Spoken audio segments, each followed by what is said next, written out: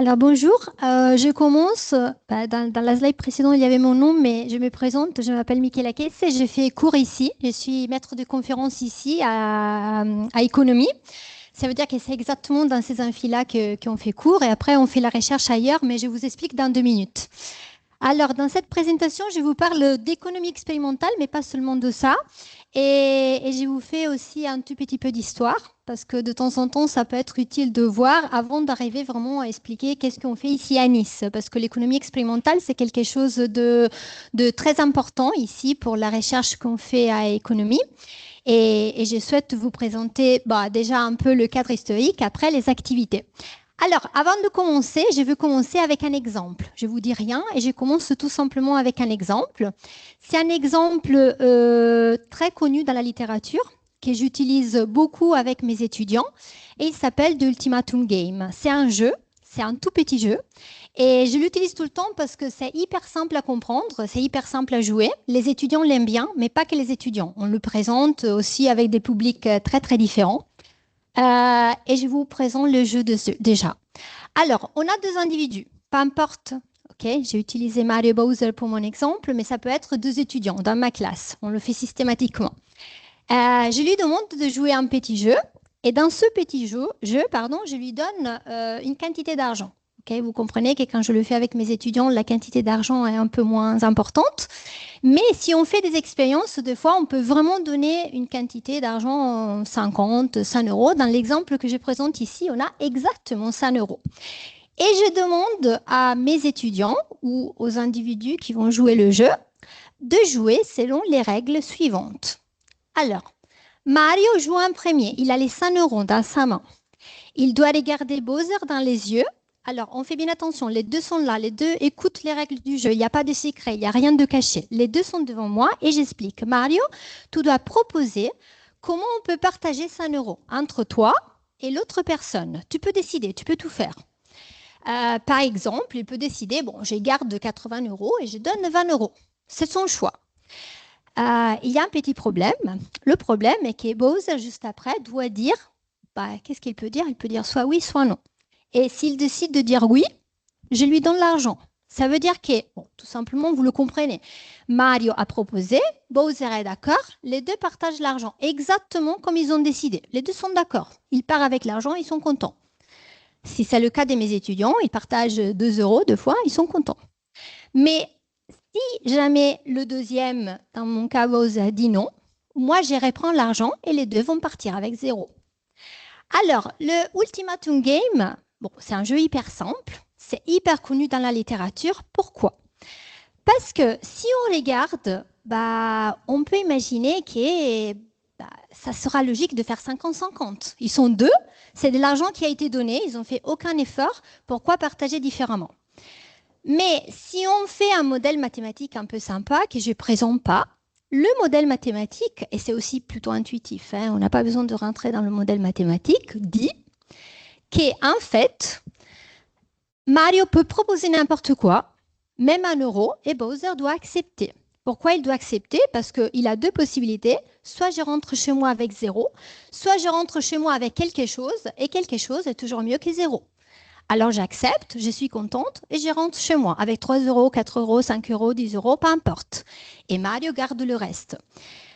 Bon, c'est pas difficile de comprendre que si Bowser accepte n'importe quoi, Mario a tout l'intérêt à garder 99 et donner qu'1 euro. Ça, c'est la solution du jeu. Et quand j'ai dit un économiste classique, j'ai dit que dans l'économie classique, dans les modèles de comportement, la solution est Mario doit donner 99, Bowser doit être hyper content de rentrer chez lui avec 1 euro et le jeu est terminé. Il y a un petit problème. Le problème est que ce jeu a été répété partout dans le monde. Il a été fait aux États-Unis, au Japon, en Italie, en France, en Espagne. Et peu importe où vous le faites, avec peu importe quel public, Bowser ne va jamais accepter 1 euro. Et la raison est très très simple. La raison est tout simplement que, bon, Bowser pour avoir l'idée, bon, je m'énerve un peu, il garde 99 euros pour lui et moi je repars qu'avec 1 euro. Je préfère perdre 1 euro plutôt que lui laisser partir avec 99 alors qu'il m'a donné un seul euro. Et bien évidemment, il est fier, il n'est pas content, il se sent humilié, il va dire non. Et cette solution nous arrivera, comme j'ai dit, partout. Et si l'économie classique dit quelque chose, on a la réalité qui dit autre chose. Et ça, c'est un petit problème quand on fait de l'économie parce qu'on a des modèles. Et au final, les modèles vont nous dire quelque chose que dans la réalité, ça ne nous arrivera jamais. En économie, avant de rentrer dans l'histoire, on dit que selon le modèle de l'économie classique, Bowser est parfaitement rationnel. Ça veut dire qu'il est capable de se dire 1 euro, c'est toujours mieux que 0, je l'accepte. Alors que dans la réalité des choses, Bowser n'est pas rationnel, il est très très irrationnel, il a plein de sentiments qu'il lui faut faire un peu n'importe quoi. Je suis jaloux, je pense que c'est pas correct, je l'aime pas. Bon, j'ai fait des choses qui sont pas du tout la chose qui était prédite par le modèle théorique. Et ici, je vous fais une petite partie histoire, mais c'est pas vraiment de l'histoire, c'est juste pour vous raconter pourquoi on est arrivé là. Bon, il y a l'économie fait des modèles, les modèles sont très sympas, ils sont bon, ils viennent depuis un moment. Et un modèle comme ça, même si ici je ne rentre pas dans les détails, c'est un modèle typique de théorie des jeux. La théorie des jeux arrive dans les années 50, c'est l'après-guerre. Il y a énormément de recherches. Il y a quelqu'un qui s'appelle John Nash qui fait énormément de choses très sympas pour l'économie. Il faut des modèles très très puissants, mais sont des modèles basés sur la rationalité parfaite. Les individus sont hyper intelligents, ils sont hyper rationnels, ils sont capables de faire toujours le choix qui a le mieux pour eux et bon, tout marche bien. Et dans les années 50, on propose ce modèle et les économistes à l'époque-là regardent beaucoup aux mathématiciens. Et John Nash était quelqu'un qui venait des mathématiques. Il est un mathématicien. Il propose des modèles mathématiques qui marchent bien. C'est quelqu'un qui a gagné un prix Nobel un jour. C'est pas quelqu'un qui a dit qu'il y a des choses qui n'ont pas d'importance. Mais les économistes bientôt se sont rendus compte que bon, les mathématiciens sont forts, mais des fois, il nous prédit des choses que bon, l'être humain est un tout petit peu plus compliqué que ça. Il ne faut pas faire confiance à qui fait des mathématiques. Peut-être qu'il faudra les garder un tout petit peu plus loin pour comprendre le comportement humain et comprendre pourquoi les personnes font des choses très très irrationnelles alors que bon, c'est pas mieux pour eux parce qu'ils risquent de dire non à 10 euros, 20 euros alors que c'est toujours mieux que rien. J'ai dit que c'était les années 50 où on regarde aux mathématiciens. Et les économistes, environ 20 ans après, ils commencent à regarder à une autre communauté. Une communauté qui n'a rien à voir avec les mathématiques. C'est une communauté dans des domaines très différents. C'est la communauté des psychologues. Okay. Alors, on avance dans le temps et c'est eux. Okay. C'est les années, la photo est l'année 70, c'est à peu près autour de là. Il y a 2 personnes qui sont très connues, si vous faites un peu de psychologie cognitive, etc. Ils s'appellent Kahneman et Tversky et ils sont 2 psychologues. Alors, rien à voir avec l'économie au début, rien à voir avec les mathématiques. Au début, ils sont purement des psychologues. Mais ils commencent à s'intéresser à l'économie. Et pas seulement ils s'intéressent à l'économie, ils sont très forts en mathématiques aussi. Ça veut dire qu'ils arrivent à voir les modèles, les modifier, les comprendre, blablabla. Ce sont des psychologues qui, ils rentrent un peu dans l'économie. Et ils rentrent de manière très importante. Ils font plein de choses qui ont complètement révolutionné l'économie. Mais comme les économistes gardaient beaucoup aux mathématiques, ils avaient un peu du mal à accepter que 2 psychologues s'incrustent un peu dans leur modèle sans rien savoir de mathématiques, etc., à leur avis. Ils ont mis un tout petit peu de temps à accepter les 2 comme, peut-être qu'il dit des choses qui sont pas mal pour nous. Mais le temps passe et les économistes comprennent quand même que les modèles-là sont très puissants, au point qu'un jour, c'est le 2002, on arrive à un prix Nobel en économie. Faites bien attention, John Nash, c'était un prix Nobel en économie, mais c'était un mathématicien. Et si on a un prix Nobel en économie, mais c'est un psychologue qui le gagne en 2002, et on le voit ici tout seul, il n'a pas gagné le prix tout seul. Vous allez voir après avec qui il a gagné, mais ce n'est pas important pour l'instant. Il le gagne tout seul simplement parce que Tversky, autre-temps, il était décédé.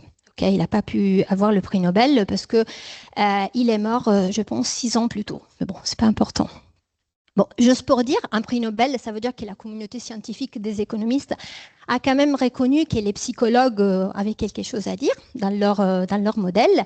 Et ici, bon, c'est un peu dommage parce que dans tous les annales, on va toujours se souvenir de Kahneman, on le trouve un peu partout, alors que Tversky, on a un peu la tendance à l'oublier. Mais pour qui fait ces modèles-là, on sait très bien qu'il a gagné son prix Nobel aussi, même s'il n'a pas eu formellement. C'est le 2002, il gagne un prix Nobel et Kahneman devient bon, il aime beaucoup vulgariser toute cette histoire-là. C'est quelque chose qui passe très facilement à expliquer, même un public qui n'est pas expert du tout. Et c'est pour ça que, comme tout à l'heure, elle vous a conseillé des lectures. Je vous conseille quand même une petite lecture aussi. Ça, c'est le livre que Kahneman a écrit quelques années plus tard. Il gagne un prix Nobel en 2002 et il écrit le livre, j'ai oublié, je pense que c'était le 2011, où il commence à vulgariser ces modèles. Alors, si jamais vous êtes intéressé, c'est un livre hyper simple. Il ne faut pas connaître l'économie, il ne faut pas connaître la psychologie, il ne faut pas connaître l'économie surtout. C'est un livre pour tout le monde. Tout le monde peut le comprendre. Il va vraiment vous changer la vie parce qu'il vous explique des choses sur le fonctionnement du cerveau, pas de manière plus technique comme on a vu tout à l'heure, mais vraiment sur comment on prend les décisions qui vont vraiment vous changer un peu la vie. Et vous voyez que le titre est Fast and Slow, mais maintenant, ça c'était un peu la manière de vulgariser.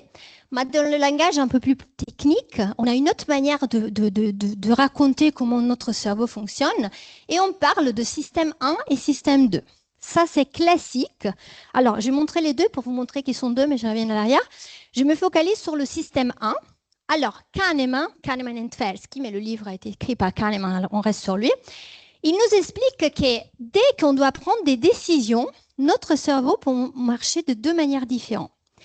Dans la manière du système 1, on fait les choses de manière automatique. On n'y pense pas. Alors, il y a plein de situations dans votre journée, tout le temps, où vous faites des choses et vous ne pensez pas. Vous allez boire un verre d'eau, vous n'allez pas réfléchir à comment je vais boire un verre d'eau. Vous le faites et vous le faites. Mais il y a aussi des choses beaucoup plus compliquées. Par exemple, conduire pour rentrer chez nous. Si vous avez une voiture, des fois, vous voyez, ça nous arrive qu'on rentre chez nous, on ne sait même pas comment on est arrivé. En fait, on l'a fait automatiquement, on connaît le chemin. Et si on conduit ou si on marche, on ne va pas forcément penser, je tourne à droite, je tourne à gauche, on le fait de manière automatique. Le système 1 est automatique, est très efficace, okay, mais il ne marche pas pour toutes les décisions qu'on doit prendre dans la vie. Si on n'a pas le système 1 devant nous, on peut par contre passer au système 2. Le système 2, c'est le système qui nous demande de penser, réfléchir, prendre du temps. Par exemple, je vous demande de résoudre un problème mathématique ou de faire, peu importe, quelque chose d'un peu compliqué. Des fois, on a besoin de faire un effort mental. Alors que pour boire un verre d'eau, je ne vais pas faire un effort mental. Mais pour résoudre un problème compliqué, j'aurais besoin de m'asseoir et d'utiliser le système 2. Le système 2 et le système 1 ont exactement la même importance. Il n'y a pas un système qui est hyper puissant et l'autre qui est secondaire, même si on l'appelle 1 et 2 parce qu'il faut les appeler de quelque manière. Mais ça ne veut pas dire que le système 1 est plus important que le système 2. Les deux sont de la même importance. Et je vais vous faire un exemple de pourquoi, si on mélange les deux, c'est du n'importe quoi. Alors, vous pensez à vous dans la vie. Des fois, on fait des choses qu'on sait faire très bien. Vous pensez à quelque chose que vous faites et vous êtes super fort. Par exemple, calculer quelque chose. Bon, ce n'est pas pour tout le monde, mais il y a des personnes qui sont fortes à calculer. Ils calculent, ils ne se posent pas la question. Mais de temps en temps, on doit calculer devant les autres. Il y a quelqu'un qui nous regarde. Et alors, on stresse un peu parce que je ne veux pas faire des bêtises et montrer que je ne sais pas calculer. Alors, quelque chose que normalement, j'ai fait très bien sans y penser, dès que quelqu'un me regarde, j'ai fait l'effort pour calculer de manière précise, et j'ai fait n'importe quoi, j'ai donné une réponse qui n'a rien à voir. C'est pourquoi qu'on fait ça, parce que votre cerveau est entraîné à résoudre le problème mathématique avec le système 1, mais vous, que vous stressez, et vous vous dites, maintenant je me concentre pour faire bien, vous imposez à votre cerveau d'utiliser le système 2 pour résoudre un problème que votre cerveau est capable de résoudre, mais avec le système 1. Alors vous faites n'importe quoi parce que vous utilisez le système qui n'est pas le bon pour le problème et vous donnez une réponse qui n'a rien à voir, alors que si vous le faites sans y penser, vous êtes très fort et vous pouvez trouver la solution très très facilement. J'ai fait l'exemple de mathématiques parce que c'est un exemple qui me parle, mais vous pouvez penser à, je ne sais pas, quelque chose de sportif, quelque chose que vous faites, si personne vous regarde, vous êtes très fort, et dès que quelqu'un vous regarde, ça part dans tous les sens. Ça, c'est un peu la théorie de Kahneman à la base, c'est de dire, on a deux manières de prendre les décisions, des décisions qui ont fait directement et des décisions pour lesquelles il faut se poser un moment. Mais pourquoi je vous parle de tout ça? Parce que Kahneman va beaucoup plus loin que tout ça. Vous voyez que le titre de ma section est les biais cognitifs. Et Kahneman et Tversky sont connus parce qu'ils ont présenté, défini, étudié et surtout vulgarisé au monde la théorie des biais cognitifs qui est strictement liée au système 1 et système 2, notamment au système 1. Tout ce que vous faites sans y penser. Alors, le système 2, bon, on s'assoit, on réfléchit, on trouve la solution. Comme j'ai dit, des fois, ce n'est pas l'idéal, mais bon, très souvent, on arrive à la bonne solution. Alors que le système 1 nous fait faire des choses comme ça, sans y penser. Et des fois, on fait des choses qui ne sont pas exactement la chose qu'il faudrait faire. Et pour présenter tout ça, ils nous ont présenté cette idée de biais cognitif qui nous amène, et c'est très important en économie, parce que pour l'instant, je suis très loin de l'économie, vous ne voyez pas encore le lien, mais je vais y arriver petit à petit. Il nous amène à faire des choix, des fois qui sont des mauvais choix, des fois des décisions qu'on prend rapidement, mais qui sont totalement faussées, et qui on n'arrive pas à expliquer. Comme j'ai dit tout à l'heure, si vous reconnaissez le mot que j'ai utilisé au début, la rationalité, on a vu que Bowser n'était pas rationnel. Très souvent, Bowser fait ce choix parce qu'il est rationnel, parce que comme ça, au laboratoire, on lui demande est-ce que tu acceptes 2 euros ou pas, il dit non. Mais s'il aurait le temps de s'asseoir et penser, peut-être qu'il se dirait, bon, 2 euros, c'est toujours mieux que 0, je l'accepte. Bon, si on est irrationnel, très très souvent, c'est grâce ou à cause, je ne sais pas juger en fait, du système 1, même si je parle de décisions qui sont fausses, alors on dit que ce n'est pas vraiment grâce, mais c'est plutôt quelque chose de négatif. Il ne faut pas penser que ça soit toujours négatif, mais très souvent, on l'identifie avec des choix qui sont pas l'idéal. Et ici, vous avez tout l'ensemble des biais cognitifs qui ont été identifiés par Kahneman et Tversky, notamment par Kahneman dans son livre. Ça veut dire que notre cerveau, quand on doit prendre des décisions, il y a... Alors là, ce n'est pas lisible, mais je n'ai pas envie de lire tout. Dans tous les cas, c'est juste pour vous montrer qu'ils sont beaucoup. Ils sont classifiés avec des groupes, parce que bien évidemment, il y a des grosses familles de biais cognitifs. Sont toutes les causes qui nous font prendre des décisions qui sont pas correctes et qui vont... Alors, dans l'idée de Kahneman, ici, il y a la manière, même si le dessin là, ce n'est pas le dessin de Kahneman, je l'ai pris autre part, mais juste pour résumer un peu la théorie, sont un peu toutes les causes qui peuvent nous faire faire des choix qui ne sont pas rationnels et qui nous amènent à des choix qui, comme j'ai dit tout à l'heure, l'économie classique avec ses modèles mathématiques ne prend pas en compte, mais qui dans la réalité des choses, il ne faut pas oublier si on veut vraiment comprendre la prise de décision et expliquer les gros modèles économiques et comprendre pourquoi des fois on a des phénomènes qu'on n'arrive pas complètement à expliquer. Alors, bien évidemment, comme j'ai dit, je n'ai pas le temps de faire le tour. Je vous montre qu'est un billet. C'est le billet... Je ne sais pas si c'est le plus classique, mais c'est le billet qui c'est le plus simple à présenter, expliquer. Et je commence avec une image que tout le monde a déjà vue. Vous la connaissez forcément, mais je l'utilise parce que comme ça, j'ai fait référence à quelque chose que vous connaissez. C'est ce petite image-là. On l'a vu 50 millions de fois dans la vie. On la connaît très, très bien. C'est en fait pour une petite illusion visuelle qui nous dit qu'en fait, les deux lignes, les deux segments, les deux lignes sont exactement de la même longueur. Mais pour des raisons que, bon, maintenant, je ne rentre pas dans les détails, on a que la ligne en haut, on la voit toujours comme plus longue que la ligne en bas. Tout le monde a vu cet exemple des milliers de fois. Et je ne le présente pas parce que l'exemple en soi est intéressant, on l'a déjà vu des milliers de fois, ce n'est pas pour ça. Mais pour vous expliquer, vous le voyez en haut, le billet d'ancrage. Alors, pourquoi je vous présente ça? Alors, vous voyez que je mets directement que les deux flèches ont la même taille et tout le monde le sait. C'est quelque chose de très, très simple. La chose qui m'intéresse est que même si tout le monde le sait, et même si vous l'avez vu 50 millions de fois, et même si je vous le montre maintenant, alors bon, dans le cas où exceptionnel où c'est la première fois que vous le voyez, vous l'avez devant vous. Alors, je peux vous présenter la même image 50 millions de fois, mais à chaque fois que vous voyez cette image, vous avez l'idée que la flèche en haut est plus longue. Et votre cerveau le sait. On le sait, on l'a dit, on l'a expliqué, on est super sûr, on le mesure, il n'y a pas de doute. Mais peu importe si vous l'avez vu des milliers de fois, à chaque fois qu'on le regarde, le cerveau se trompe, en fait. Pourquoi? Parce que la toute première fois, alors je ne sais pas quand vous avez vu cette image la première fois dans la vie, j'imagine 15 ans. J'ai dit au hasard. La toute première fois que vous avez vu cette image, ça fait 15 ans, votre cerveau a vu la première flèche comme plus longue. Après, on l'a convaincu que ce n'est pas vrai, mais votre cerveau est encore ancré à la toute première image qu'il a eue. C'est un peu comme quand vous rencontrez quelqu'un qui ça vous plaît pas. Après, vous avez 10 000 démonstrations qu'est la personne la plus sympathique au monde. Mais bon, de quelque manière, c'est difficile de changer d'avis.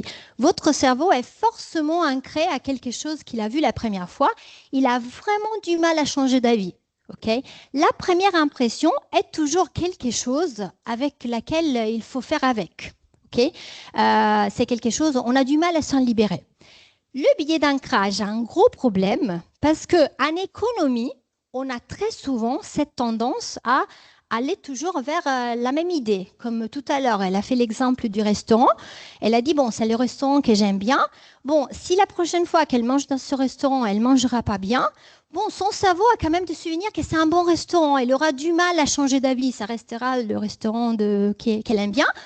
Et la chose à l'inverse, on mange mal une fois un restaurant, après on mange bien 10 000 fois, mais on va toujours dire à nos amis, ah, une fois j'ai mangé super mal, ce restaurant il faut l'éviter. La première impression, c'est toujours l'impression qui compte. C'est pour ça, par exemple en économie, on a plein d'exemples, quand ils lancent un nouveau produit sur le marché, c'est très souvent la toute première impression. Un produit, normalement, soit ça passe, soit ça casse les premiers 2 mois qu'il est sur le marché. Ça va faire l'histoire de toute sa vie. Okay.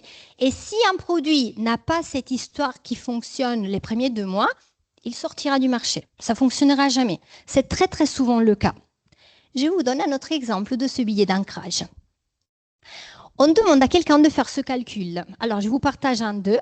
Et ça, pareil, on peut le faire dans les classes, dans les expériences, etc. Je vous demande d'estimer la valeur de ce produit en 10 secondes. Okay. La plupart des individus ne sont pas capables de faire le calcul en 10 secondes. Ça veut dire qu'ils vont donner une réponse fausse, plus ou moins loin de la réalité. Maintenant, je prends un autre groupe de personnes dans l'autre salle et je demande de faire ce calcul. Okay. 2 groupes de personnes différentes, bien évidemment, pas vous que vous voyez les deux, parce que vous avez compris que c'est la même chose. Alors, ça suffit de connaître un peu de mathématiques de base pour savoir que les deux sont la même chose. Ça veut dire que les deux ont exactement le même résultat, mais la chose qui nous arrive est que, bon, juste pour info, ça c'est la réponse, qui personne ne trouvera jamais en 10 secondes, okay, ça on est d'accord, mais la valeur d'ancrage va avoir un rôle hyper important parce que le groupe qui voit la première séquence va donner des réponses en moyenne beaucoup plus élevées que le groupe qui va voir la deuxième séquence. C'est parce que la personne moyenne, en 10 secondes, fait 8 fois 7 fois 6, probablement elle s'arrête là. Si quelqu'un est un peu plus fort en mathématiques, il fait x5. Voilà, mais pas plus loin. Alors que le deuxième groupe, il va faire 1, 2, 3, 4, 5. Ça passe rapidement. Hein, tout le monde le fait x6 si vous êtes fort en maths. Après, les 10 secondes sont terminées.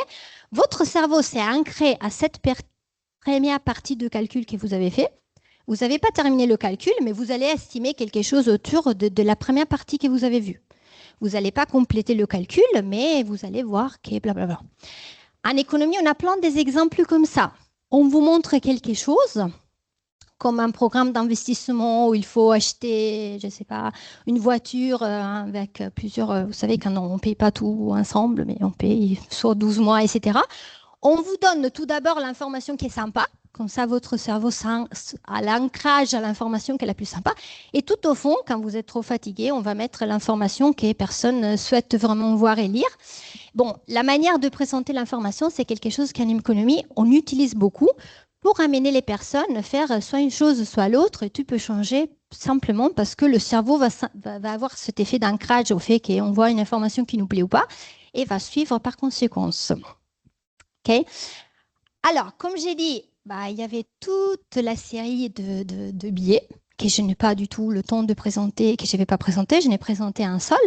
Mais vous imaginez, bon, toute cette liste, comme je dis, le livre, si vous voulez le lire, est super sympa, parce que ce n'est pas technique du tout, il vous explique plein de choses sur le fonctionnement du cerveau, vraiment d'un point de vue comment on pense, comment on prend des décisions, comment on peut réfléchir. Et bon, toute cette explication-là vont nous dire en gros pourquoi il y a cet écart que j'ai présenté au début entre l'économie classique et les choix que les personnes font vraiment. Alors, l'économie a compris qu'il y avait un problème. Ça veut dire que la réalité des modèles et la réalité de la vraie vie étaient très différentes. Mais comment on fait, comment on peut comprendre le lien entre les modèles et la vraie vie? Et c'est là que j'arrive finalement à, entre guillemets, mon métier et aussi le titre de cette présentation, qui est l'économie expérimentale. L'outil qu'on utilise pour comprendre, bon, si les personnes ne suivent pas les modèles, qu'est-ce qu'ils font en pratique et comment on les explique, s'appelle l'économie expérimentale. S'appelle pas qu'économie expérimentale, je triche un peu, s'appelle tout d'abord économie comportementale. L'économie comportementale est une branche de l'économie qui essaye de comprendre comment les personnes se comportent vraiment, parce qu'on a des modèles, ok, mais après, en pratique, vous faites quoi? Et l'économie comportementale va regarder que les femmes sont très différentes des hommes, ça nous plaît pas, mais c'est vrai. On va regarder que les personnes âgées et les personnes beaucoup plus jeunes font des choix très différents. Ça peut nous plaire ou pas, mais bon, je ne sais pas si on peut expliquer ça aussi de manière un peu plus, d'un point de vue un peu plus technique, mais d'un point de vue très comportemental, on le voit, on l'observe tout le temps. Par exemple, si je vous demande de prendre des risques, les femmes n'aiment pas prendre des risques, alors que les hommes l'aiment beaucoup. Bon, l'aiment beaucoup. En moyenne, l'aiment un peu plus.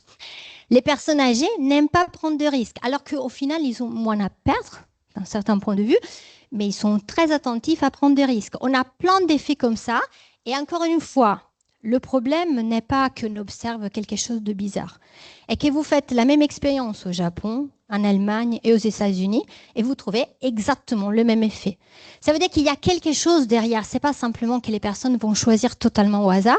Si partout dans le monde on a les mêmes effets, ça veut dire qu'il y a une manière d'expliquer ces effets. Et l'économie expérimentale et comportementale essaye de faire ça. Alors, l'économie comportementale est la discipline qui essaye d'expliquer les choix. L'économie expérimentale, par contre, est la méthodologie qu'on utilise pour expliquer les comportements. Né bien avant l'économie comportementale, parce que j'ai dit l'économie comportementale, c'est les années 70, les années 90. L'économie expérimentale qui consiste, et maintenant vous n'avez pas les idées claires, mais je vais vous le dire en 2 secondes, à faire des expériences avec des individus. Elle naît bien avant sur des théories économiques qui ne sont pas trop à faire avec l'économie comportementale. Mais bon, dès qu'on avait l'économie comportementale et ces comportements un peu bizarres, on se dit il faut les comprendre de quelque manière.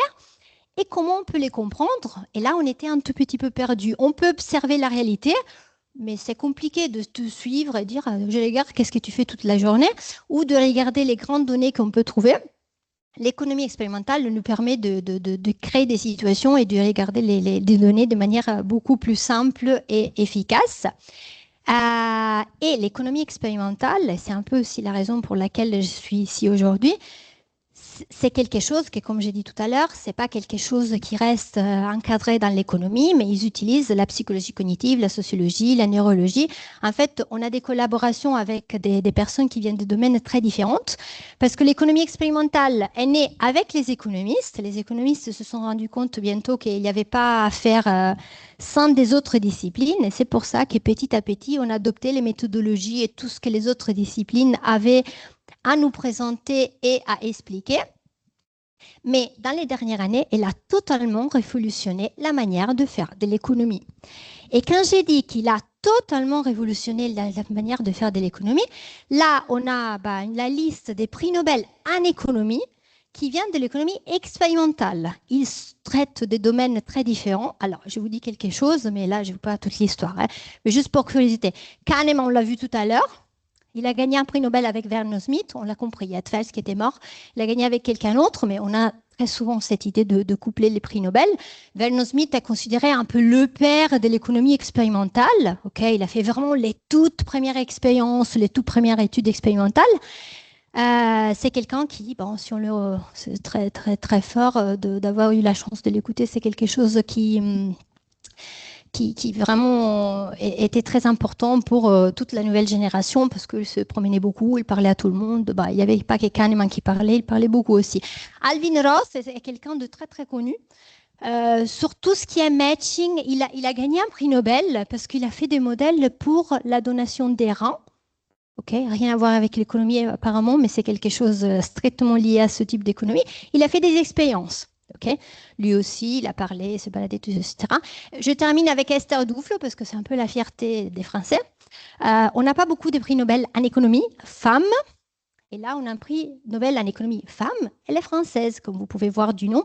C'est pour ça que, en fait, c'est quelqu'un qui était aux États-Unis. revienne en Europe maintenant parce qu'elle n'aime pas trop Trump, en gros.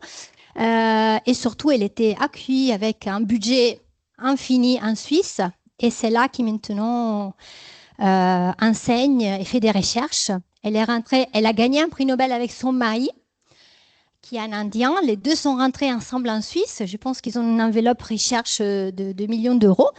Mais bon, au moins, on les a, pas en France, mais au moins, on l'a récupérée en Europe. Ça sera un peu plus simple de la creuser, même si elle a bien demandé.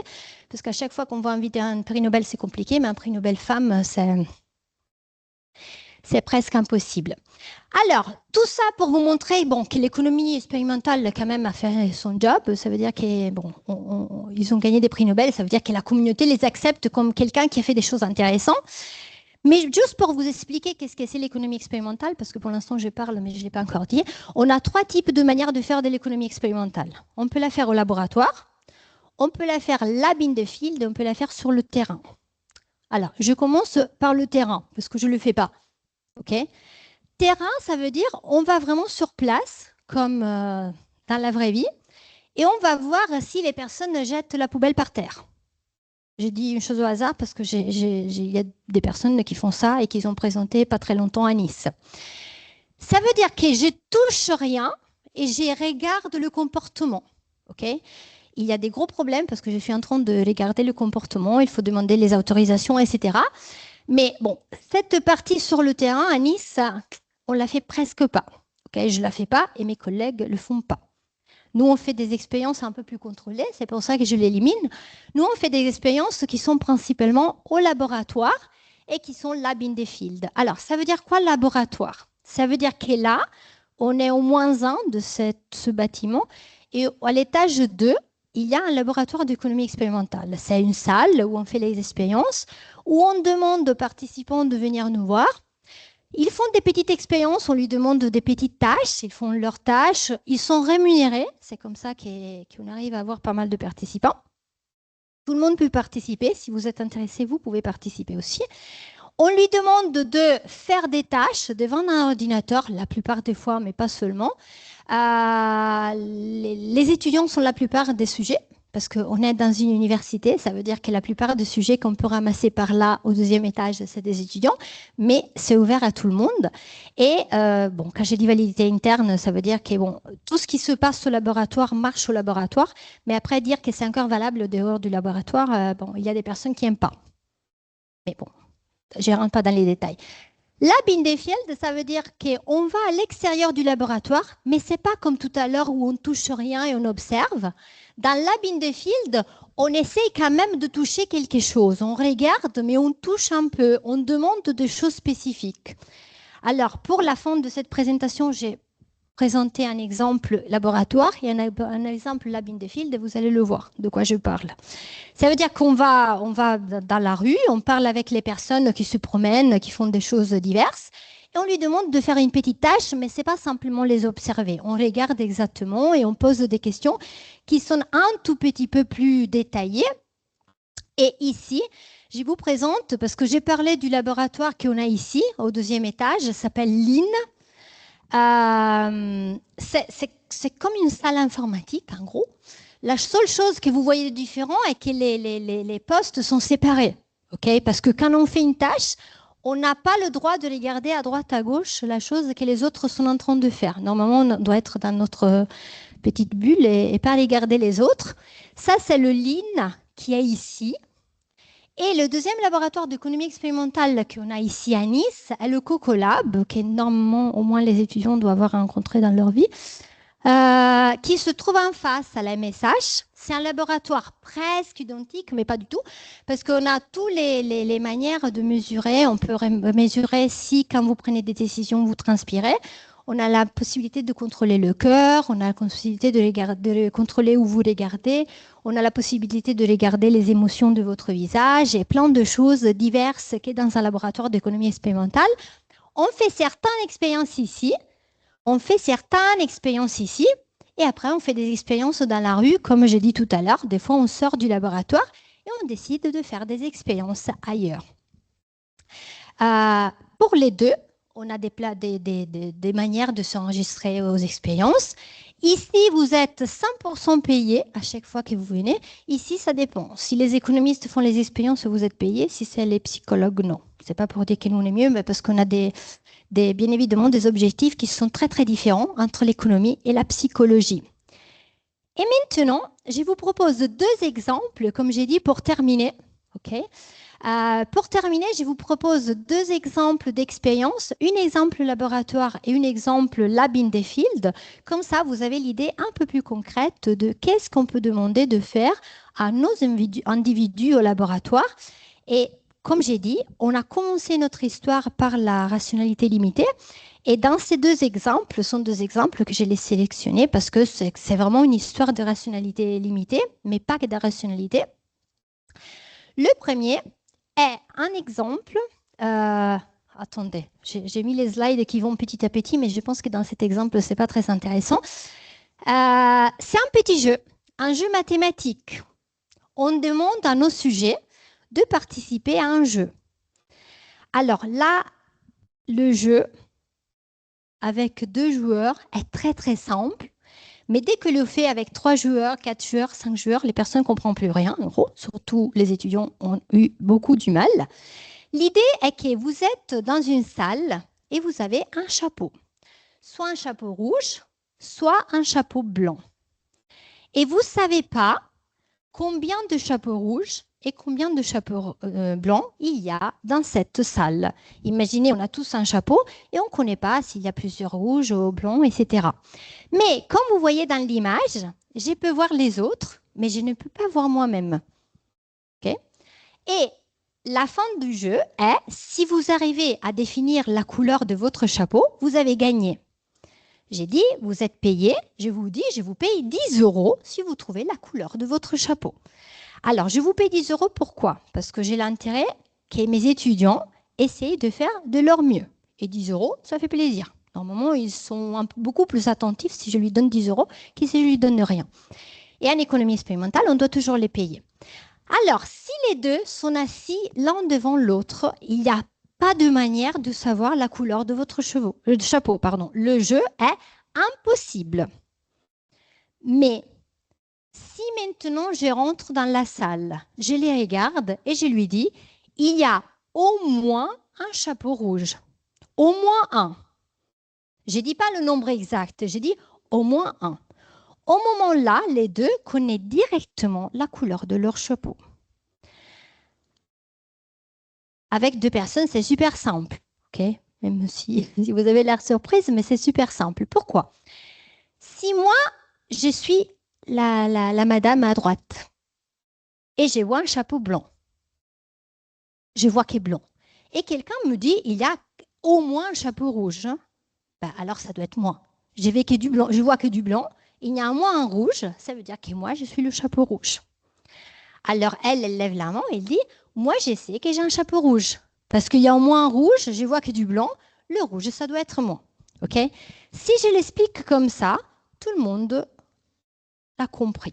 Okay? Je vois que vous faites oui, ça veut dire que vous êtes convaincu que c'est vrai. Et dès qu'elle parle et dit « moi j'ai un chapeau rouge », au moment-là, la personne qui a un chapeau blanc, qui ne pouvait pas répondre tout à l'heure, parce qu'il voit un chapeau rouge, elle ne peut pas dire s'il y a un ou deux, parce qu'il y a au moins un, mais au moins un, en français, ça signifie un ou deux. Okay? Mais vu qu'elle parle, lui, il comprend que si elle a parlé, c'est parce qu'elle voyait un chapeau blanc, et alors il sait qu'il a un chapeau blanc. Alors, vous voyez, l'effort cognitif est déjà important. Okay? Ça veut dire que dès que je vous présente cet exemple avec 2 personnes, et je vous dis la solution, parce que je ne vous laisse pas la trouver toute seule, mais je suis en train de l'expliquer, des fois, déjà, on fait un petit effort. Si maintenant vous pensez aux étudiants dans mon laboratoire, ils sont tout seuls, il n'y a pas moi qui explique le jeu. Ils voient, ils doivent comprendre tout seul. C'est beaucoup plus compliqué. Et si maintenant, je n'ai pas 2 personnes, mais j'en ai 3, j'en ai 4, alors, la solution existe. La solution est proche à la solution que je viens de vous donner, mais là, je ne rentre pas trop dans les détails parce que sinon, ça devient trop long et trop compliqué. C'est un peu le même principe de manière itérée. On pense que si elle parle et moi je parle et il parle pas, il parle. Bon, au final, vous pouvez comprendre si vous avez un chapeau rouge et un chapeau blanc, mais ça prend du temps. Et là, le concept de rationalité limitée, ce n'est pas simplement de la rationalité dans le sens je suis jaloux, etc.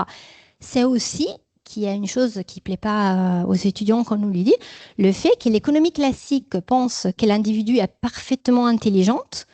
Et dommage, mais ni mes étudiants, ni mes collègues, ni moi, personne n'est parfaitement intelligente. On a tous des limites cognitives très fortes, même si la solution existe et même si d'un point de vue mathématique, on peut l'expliquer.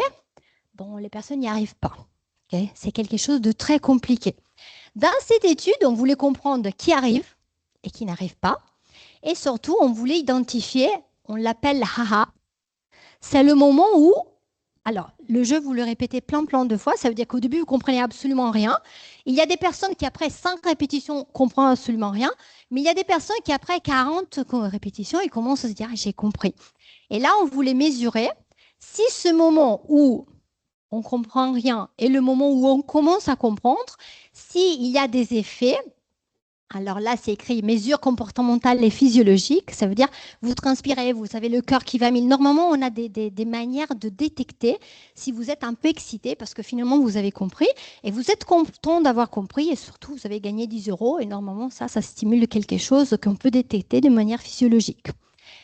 Ça, c'est la première étude, OK, qu'on a fait au Cocolab. La fille là, c'était une comme vous, ok, qui a fait le même, qui appartenait à la même association, qui a fait le même master que vous, s'appelle Koubra, peut-être que quelqu'un l'a rencontrée, était stagiaire chez nous. Et c'est elle qui, bon, vous voyez là, elle est en train d'expliquer elle est en train d'expliquer l'expérience. Et ici, on a les étudiants.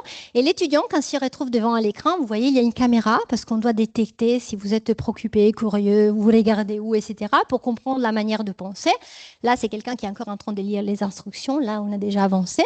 Et après, comme j'ai dit, on a toutes les mesures physiologiques pour comprendre qui a compris et à quel moment et mesurer tout ça au laboratoire. Et là, bon, c'est simplement les mesures qu'on a fait, mais maintenant, je ne rentre pas trop dans les détails parce que ça sera trop détaillé.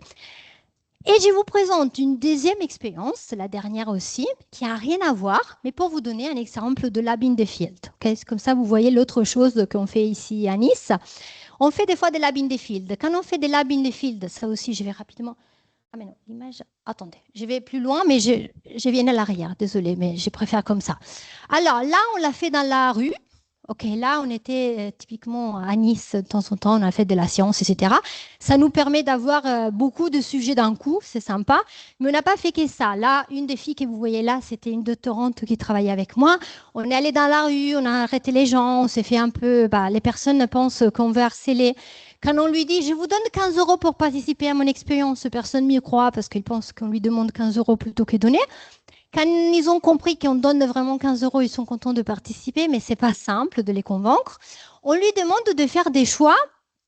Le choix, c'était un peu comme vous voyez ici. Vous avez un produit et on vous demande combien tu veux payer pour la version non recyclée et combien tu es prête à payer si je t'achète la version recyclée à la place. C'est un produit en plastique. C'est un projet sur le recyclage du plastique. Tu dois me dire, bon, pour le produit non recyclé, j'ai payé 2 euros. Pour le produit recyclé, j'ai payé 3 euros. On est capable de comprendre, en gros, si les personnes préfèrent acheter, recycler ou pas. C'est un exemple très marketing, très, très économique, beaucoup plus que l'exemple tout à l'heure. Et dans cette expérience, et c'est là que je peux revenir à l'arrière, je m'excuse pour avoir dit les choses... pas dans le bon sens, mais en fait, c'est un exemple, c'était un gros projet européen qui était sur le recyclage. Il y a des types de plastique qui sont très difficiles à recycler. Ça veut dire que si on arrive à les recycler, ça coûte très cher, etc. Et bien évidemment, les industriels se disent, moi, je mets de l'argent pour essayer de les recycler si je suis sûre que les personnes sont prêtes à payer cher pour les acheter, sinon on ne le fait pas. Bon, l'étude, c'était dans ce gros projet pour essayer de comprendre. Quand vous voyez WTP, c'est en anglais la willingness to pay, ça veut dire combien vous êtes prête à payer pour un certain produit. Les analyses de marché de ce type-là se font beaucoup. Avant de mettre un produit sur le marché, ou de faire de la recherche pour produire un produit qu'on va mettre dans le marché, on fait une analyse de willingness to pay. Ça veut dire on va partout et on demande toi t'achèterais combien, toi t'achèterais combien, toi t'achèterais combien. La chose qui est intéressante de ce projet est qu'ils achetaient vraiment. C'était pas juste hypothétique, mais ils allaient vraiment acheter pour le produit demandé. Pour le prix demandé, pardon. Ça veut dire que l'incentive à déclarer la réalité était quand même important parce qu'on l'a vraiment acheté. Et après, on ne l'a pas acheté pour eux, mais on l'a donné à des écoles primaires parce que, bon, pour des questions pratiques, c'était plus simple de faire une donation que d'acheter directement. Alors, dans ce cas-là, comme j'ai dit, c'était lié à un projet, mais c'était dans un cadre naturel. Alors, naturel, ça veut dire qu'on n'est pas au laboratoire, mais on est dans la rue et on a un public beaucoup plus varié. Alors, le problème, c'est qu'au laboratoire, on a une population qui a entre 18 et 26 ans en moyen. Et des fois, si on veut comprendre le comportement de personnes plus âgées ou des populations variées, c'est compliqué. Si on se promène dans la rue, on trouve les personnes plus âgées, on trouve un peu de tout, alors qu'au laboratoire, le public reste très, très limité. Et ça, c'est mon deuxième exemple d'expérience pour vous expliquer qu'est-ce qu'on fait. Et pourquoi on fait ça? Parce qu'on veut comprendre, comme j'ai dit tout à l'heure, les personnes ne sont pas rationnelles, ils font des choix des fois un peu bizarres, mais on a vraiment besoin de comprendre quel type de choix et pourquoi. On pose des questions, on fait des analyses pour arriver à comprendre le comportement des individus pour des raisons diverses. Dans l'exemple tout à l'heure, c'était un problème mathématique. Ça, c'est un problème de marché beaucoup plus de base. Et on fait plein d'expériences dans l'année sur des domaines très, très différents. Alors, je pense m'arrêter là et je termine simplement en vous présentant l'équipe. Il manque une personne, mais je n'ai pas trouvé une photo où il y a cette personne. Sinon, là, on a l'équipe au complet de laboratoire d'économie expérimentale de Nice avec le nouveau arrivé qu'on a caché la tête. Mais sinon, c'est tout parce que c'est tout ce qu'ils font. Bah, il y a un peu de tout. Ouais. Il y a des profs, il y a les doctorants qui sont les derniers arrivés, les plus jeunes, et les postdocs. Et on a, bon, à différents niveaux, mais on travaille tous ensemble pour faire de la recherche sur ça. Et je m'arrête là et je vous remercie.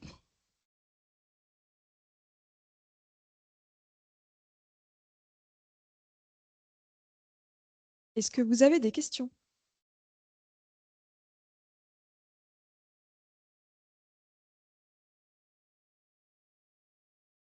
Merci. Merci pour la présentation. Si je reviens au tout premier, enfin au tout début, là, dans l'arrivée le système 1 et le système 2, est-ce qu'on sait faire marcher les deux en même temps?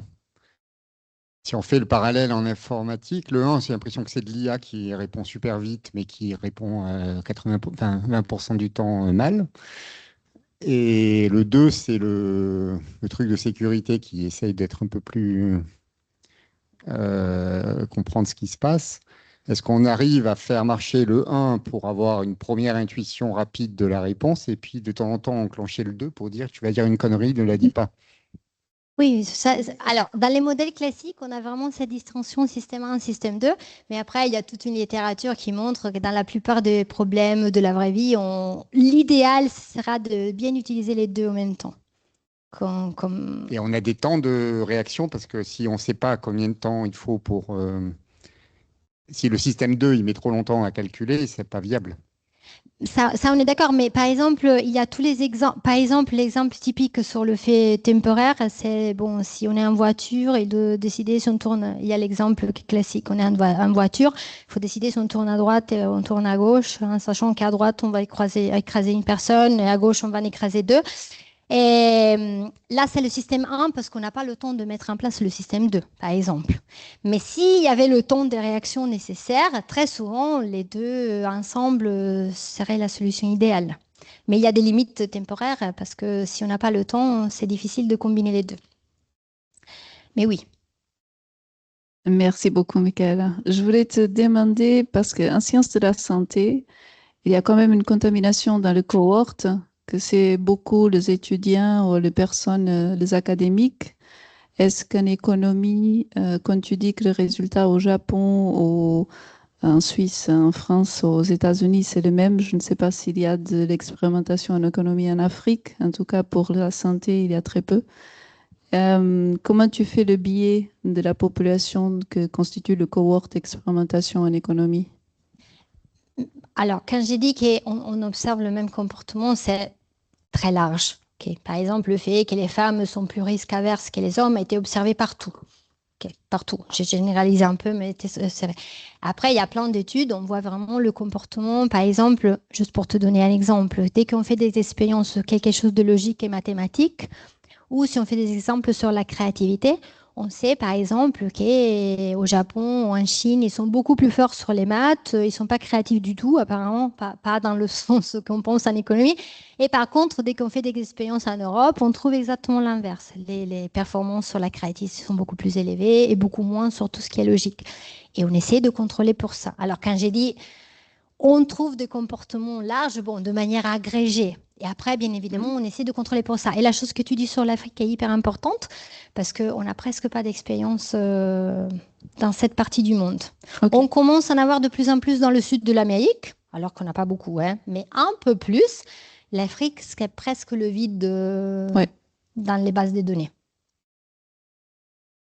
Et là, Merci beaucoup. J'ai juste une question sur l'étude du numéro 1 que vous avez montré. Il y avait marqué que vous mesuriez la capacité cognitive. Je me demandais juste ce que c'était, enfin comment est-ce que vous... Ouais, CRT, comment vous la mesurez? alors là, typiquement, on a utilisé le CRT et c'est le plus classique. Autant qu'on le rencontre plutôt souvent, mais les personnes le connaissent plus ou moins. C'est une série de 3 questions. Alors, il y a plusieurs versions, mais la version classique sont 3 questions. Notamment la question basique, elle nous dit, bah, vous savez qu'une casserole avec son couvercle coûte, je me souviens plus dans quelle version, de 11 euros. Et on sait que la différence du prix de l'un et l'autre est 10 euros. Combien elle coûte la casserole et combien coûte le couvercle? La plupart des personnes répondent 10 euros la casserole, en le couvercle, alors que si vous faites la différence, fait 9 et pas 10. Alors, c'est des questions qui ont 2 types de réponses. Ils ont une réponse correcte et ils ont une réponse intuitive. Et la chose qu'on cherche est la capacité cognitive. Alors, il y a des personnes qui répondent n'importe quoi, mais la plupart de la population répond soit la réponse A, soit la réponse B. La réponse correcte, ok, est 10,50 € et 50 centimes, parce que la somme fait 11 et la différence fait 10. Mais la plupart de la population répond 10 et 1, parce que la somme fait 11 et la différence fait que 9. Mais vous le faites aux étudiants dans un amphi de 300 personnes et 200 étudiants répondent 10 et 1. Alors, la capacité cognitive est identifier ces personnes qui arrivent à donner la bonne réponse, savoir que la bonne réponse est 10,505. Je vous vois réfléchir et vous n'êtes pas très convaincus. La bonne réponse, ok. Alors, c'est une série de 3 questions. Cette question-là, c'est la première qu'on trouve toujours sur la casserole et son couvercle. Il y a une deuxième sur le même style et une troisième sur le même style. C'est le test de base. Et après, il existe toute une série de questions parce que comme au laboratoire, on a toujours les mêmes étudiants qui viennent et comme le CRT se retrouve à chaque fois, bon, la troisième fait qu'ils le font, bah, ils l'ont compris quand même. Et alors, on a des questions pour varier un peu, pour être sûr qu'il n'y a pas toujours les mêmes questions. Mais c'est des questions spécifiques qu'on utilise en économie et on utilise en psychologie qui sont vraiment comprendre la capacité cognitive. Il n'y a pas de mesure dans le cerveau, pas du tout. C'est juste de voir si vous êtes rapide, intuitif et surtout si vous donnez la bonne réponse.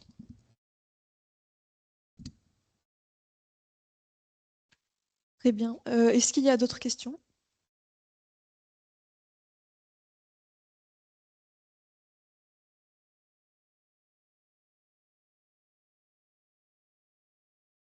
Ok, pardon, on ne m'entendait pas. Alors, moi, j'ai bien une question ou deux en rapport aussi avec ce que vous avez présenté là. Alors, la première, c'est par rapport à, vous avez parlé du jeu avec le système Eureka, là, un peu. Hein. Vous savez, le A, là, hein, vous avez fait un jeu et vous essayez de mesurer le phénomène un petit peu, ah, quand les gens, ils ont trouvé. Hein. C'était ce que vous nous avez décrit, d'accord?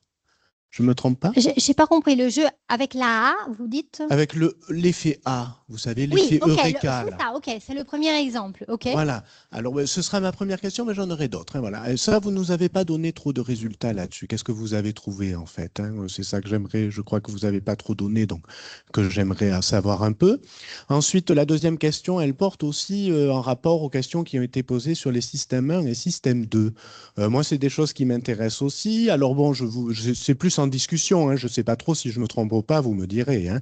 Mais moi, de l'impression que j'ai, c'est que si système 1 et système 2, de toute façon, ils interagissent, quoi. Le système 2, a priori, hein, il a rapport avec ce qu'on appelle notamment dans la théorie de la charge cognitive, hein, la mémoire de travail, quoi, certainement. Hein. C'est-à-dire que c'est la mémoire de travail qui fait qu'on enclenche un peu le système 2. Hein. Soit on traite de façon automatique la mémoire de travail, bon, on ne la sollicite pas trop, soit on sollicite la mémoire de travail, et là, on met un peu le système 2. Mais en fait, donc du coup, sur le plan purement cognitif, les deux interagissent en fait souvent beaucoup. En réalité, il y a une partie du traitement qui est fait par le système 1 qui pré-traite des trucs qui arrivent au système 2, etc. Et en fait, je dis ça parce que c'est un petit peu sur le plan, vous voyez, théorique. Hein, parce que moi, je lis un peu Sperber, quoi. Et Sperber, c'est des gens qui ont théorisé ça un petit peu, mais qui ont mis en avant qu'en fait, bon, si ça se trouve, le raisonnement, quoi, c'était peut-être, ils n'ont pas tort, hein, sur le plan évolutionnaire, a priori, c'est un module, quoi. Hein, et ce module, il est intuitif pour eux. Hein, c'est ce qu'ils veulent dire. Ils disent, le raisonnement, c'est intuitif. Et ils disent, en fait, en fait, dans le raisonnement, même dans le système 2, est-ce qu'il n'y aurait pas une forme d'intuition aussi? Est-ce qu'il n'y a pas d'intuition sur la raison, etc., quoi. Voilà. Alors, j'ai répondu déjà à la deuxième. Déjà, j'ai dit oui, je suis bien d'accord, etc. Mais je veux rajouter juste une petite chose sur la deuxième chose que vous dites. Quand vous dites que le système 2 est quand même basé sur une forme d'intuition, j'utilise cet exemple-là exactement pour vous répondre. C'est un exemple où on n'a pas le temps de penser, parce que les étudiants restent au laboratoire 1 heure. Ça veut dire que ce n'est pas le système 1 qui doit les faire réfléchir. Ils ont le temps de se poser, penser, etc. Mais la chose que nous, on voulait identifier avec le AA, même si maintenant là, je ne rentre pas trop dans les détails, est que même si on prend le temps de réfléchir et de penser, on a ce moment où on a l'intuition. Et c'est ça qu'on appelle AA. Alors, c'est un système 2 où, là, quand j'ai dit c'est un système 1 et c'est un système 2, bien évidemment, les deux sont liés, etc. Là, je simplifie. Mais c'est un type d'exercice que notamment on va lier au système 2, mais où finalement, quand on trouve la solution, parce qu'il y a de quelques mesures le système 1 qui rentre en jeu. Parce qu'on a pensé, on n'a rien compris pendant 40 minutes, mais quand on a finalement compris, c'est parce qu'il y a l'intuition, et alors il y a cette petite lumière du système 1 qui nous dit « Ah, mais en fait, la solution était comme ça ». C'est exactement la chose que vous êtes en train de me dire. Et pour la question numéro 1, quand je parlais de cet exemple-là, bon, les résultats nous montrent malheureusement que la plupart des étudiants sont un peu perdus. Ça veut dire qu'ils répètent, je ne me souviens plus combien de fois, mais une cinquantaine de fois. Il y a qui, pour 50 fois, donne des réponses au hasard. De toute façon, c'est blanc et rouge. Hein, et on les voit, s'ils répondent 50-50, c'est pas compliqué. S'ils font 50 blancs et 50 rouges, ça veut dire qu'ils ont répondu au hasard. Mais les personnes qui ont compris, okay, on voit vraiment qu'il y a, à partir d'un certain moment, ils commencent à enchaîner des bonnes réponses. Ça veut dire qu'ils ont compris. Et là, on trouve la A. Ça veut dire que les réponses physiologiques sont strictement liées au moment où ils commencent à faire correctement. Très bien, merci pour vos questions et pour votre belle intervention. Merci aux participants et merci à l'intervenante. Voilà. Très bonne fin de journée. Les stands restent ouverts et à disposition.